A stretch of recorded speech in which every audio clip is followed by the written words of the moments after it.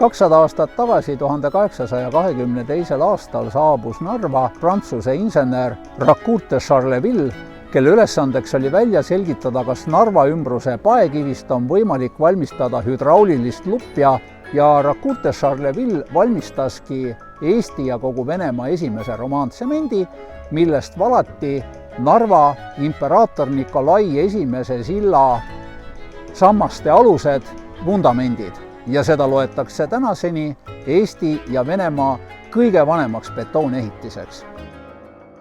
50 aastat pärast romantsemendi tootmise algust Narvas algas Portland-tsemendi ehk päristsemendi tootmine Kundas, kus Kunda mõisaomanik Jean-Carl Girard de Sucanton avastas oma mõisa maa-alal sobivad maavarad.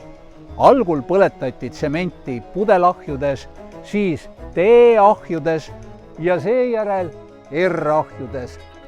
Hiljem aga pöördahjudes. Tänaseks on Kundast saanud vaikne ja roheline linn. Eesti ehitaja saab aga oma tsemendi endiselt Kundast.